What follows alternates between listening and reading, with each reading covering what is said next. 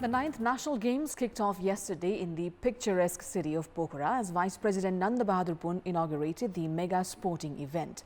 Despite all the 11th hour rush, the organizers have committed of a successful hosting of the event. In the current national affairs dominated by upcoming elections, the present sporting extravaganza comes as a welcome relief. Good morning, I'm Sapsanamma. Let's begin with the top stories of the hour. Nepali Congress prepares manifesto with an announcement of leading the new government. UML's strategy to weaken the coalition. Candidates busy in promotion campaigns.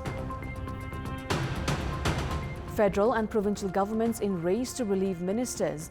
Government's policies and programs compromised. Budget implementation left ignored.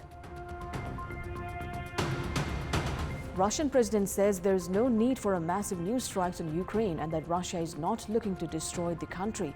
Putin softens his tone just a week after heaviest missile attack on Kyiv. And the 9th National Games kicks off to a color opening ceremony. 3-1 Army leads the points table as 13 gold medals decided so far. Athletics, taekwondo and boxing events to be contested today. The main party of the ruling alliance, Nepali Congress, has prepared its election manifesto with safeguarding of the constitution and parliamentary system as its main agenda. Nepali Congress Work Execution Committee has made safeguarding of the constitution and parliamentary system as its primary agenda by emphasizing on the attempts of the former Prime Minister KP Sharma Oli to twice dissolve the parliament. Nepali Congress has also announced of leading the next government after the upcoming general elections. The Manifesto Draft Committee member Geja Sharma Wagle informed that the election manifesto, divided into 5 parts, incorporates political analysis, party's outlook, roadmap of prosperous Nepal, improvement in 10 subject-wise sectors and nationality. Draft Subcommittee Coordinator Swarnim Wagle informed that the manifesto has emphasized on the roadmap of prosperous Nepal. Nepali Congress has said that the manifesto prepared by a team of experts led by Party General Secretary Bishwa Prakash Sharma will be publicized within a week. Major political parties have begun conducting promotional campaigns for the November 20 provincial and parliamentary elections to win confidence of the voters. While the ruling coalition has declared its joint election promotion programs, CPN-UML has expedited its election strategies. Other fringe parties have also initiated their election-centered programs. Meanwhile, all parties seem to have made their best efforts to weaken their opponents.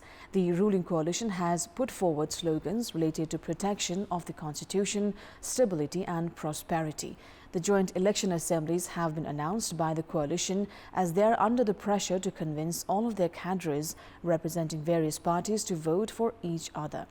The ruling coalition is making preparations to produce separate manifestos, but along with a joint commitment paper. Likewise, CPN-UML, the party which used to be in the forefront of publicity campaigns in previous elections, has just begun forming its promotion strategy. At a time when UML is being criticized by its own cadres for collaborating with an entity which is in favor of monarchy, the party is facing challenges in producing a convincing strategy. Janata Samajwadi, which quit the ruling coalition to join hands with UML, has also begun Madhesh province-focused publicity campaigns. Meanwhile, Rashtra Prajatantra Party and Rashtra Prajatantra Party Nepal have also expedited their door-to-door programs. It is seen that most parties have begun either convincing the voters or provoking them against their opponent candidates. Now, the political atmosphere has gripped the nation at the moment. The government bodies have started paying more attention to election rather than prioritizing development works and issues of public interest. To make the matter worse, federal government and provincial governments are indulged in politics of retaliation in recent days. Chief Minister of Madhesh Province, Lal Babu Raut, sacked 3 provincial ministers of Nepali Congress yesterday. The sacking of Ram Saroj Yadav, Om Prakash Sarma and Birender Singh had come in retaliation after the federal government relieved 4 ministers of Janata Samajwadi Party on Thursday. Yadav was the Minister for Physical Infrastructure and Transport. Sharma was serving as the Minister for Drinking Water and Irrigation, while Singh was the Minister for Women, Children and Sports. Meanwhile, 14 serving ministers have intensified their election campaign, which means that the administrative works at the respective ministries would be greatly hampered. The Ministry of Defence and Law were previously vacant. It means that the execution of works at this crucial time is going to be impacted, delaying the implementation aspects of the ministerial decisions until a new government is formed. The government has haphazardly sanctioned budget for a number of projects. In the absence of departmental leadership at various ministries, these projects have not gained momentum. The government barely has 5% development work to show in the first quarter of the fiscal year.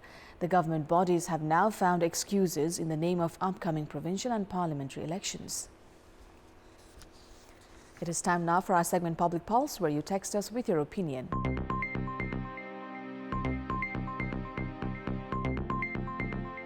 The question is, what issues should the candidates prioritize during their promotion campaigns? Your options are A. Development of infrastructures, B. Public concerns, and C. Formulation of laws. The voting is on. Type NEWS, select your option A, B or C and send it to 34001 to share your opinion with us. Centenarian, veteran culture expert and historian Satyaman Joshi has yet again been shifted to the intensive care unit after his health condition developed some complications yesterday. The 103-year-old Joshi has been undergoing treatment in the capital's KIST Medical College for the past 3 weeks.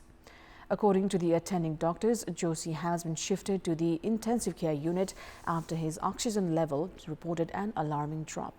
The hospital has said that Joshi is being given antibiotics for pneumonia and heart-related ailments, while several medications are underway. The 103-year-old Joshi was admitted at the hospital on 23rd of September following some complications in his health. Moving on, banking and financial institutions have borrowed 2,036 billion rupees from the Nepal Rashtra Bank in the past 2 months in the face of depleting liquidity. Nepali banks have also taken loans from foreign BFIs. Nepal Rashtra Bank released 30 billion rupees in repo on Thursday alone. The repo, with a 7-day time period, matures on 20th of October. The central bank has been loaning out more than 2 trillion rupees in the past 2 months to address the depleting liquidity situation. Despite the central bank's efforts, no improvement has been seen in the status of liquidity crunch. Deposits have decreased while loans have increased in the banks in the past 3 months. The BFIs have increased the interest rate on deposits on several occasions in the past 2 months. However, the expected impact is yet to be seen. Central banks across the world have been increasing their interest rates because of the global inflation. Nepal stands no exception to this issue. The situation, however, has added further plight to those receiving loans from the banks. It's time now for the sports update.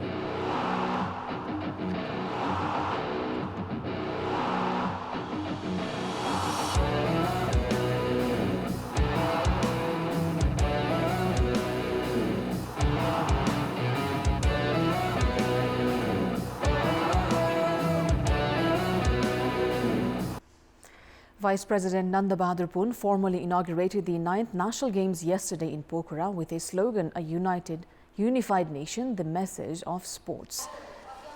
Vice President Pun did the honours in absence of President Vidya Devi Bhandari, who is currently ill. Silver medal winner at the Asian Games for paragliding, Sushil Gurung, was administered the oath on behalf of the athletes.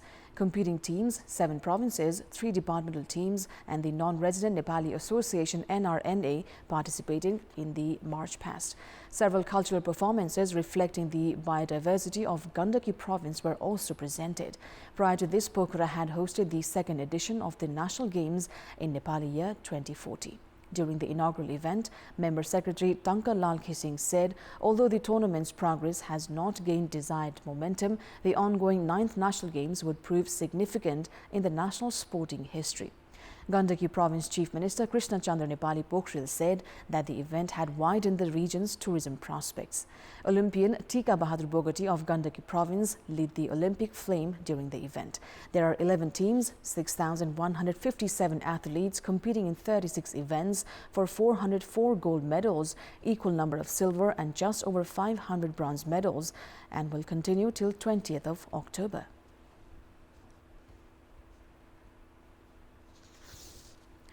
"13 gold medals have so far been handed out in the ongoing 9th National Games.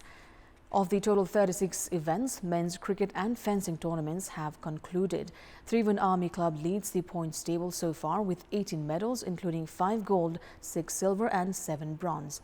Second place Bagmati province has 4 gold medals, 3 silver and 1 bronze. APF is in the third position with 2 gold, 4 silver and 7 bronze medals.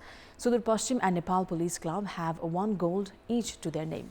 Organizers Gandaki Province, Madhesh Province, Lumbini, Karnali and NRNA have yet to open their gold medal account. Women's and men's finals of the handball event are scheduled for today. In the men's final, Tribhuvan Army will see hosts Gandaki, while APF are up against Tribhuvan Army in the women's finals. Likewise, athletics, taekwondo and boxing events, among others, are beginning from today.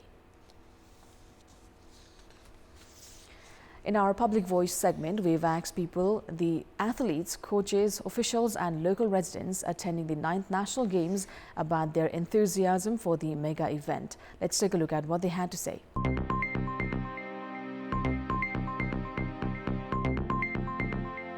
नयाँ हतियारहरू आइरहेको छ धेरै खेलाडीहरुमा improve पनि मनोबल पनि एकदम राम्रो बढिरहेछ yes गेमले गर्दा म्याग्दीको पर्यटनलाई पनि धेरै फाइदा भएको छ फेरि हामीलाई एकदम गौरव लागेको छ हाम्रो गौरवको कुरा पनि हो यो नयाँ खेलाडीहरुलाई उत्साह रहने उत्साह भरिने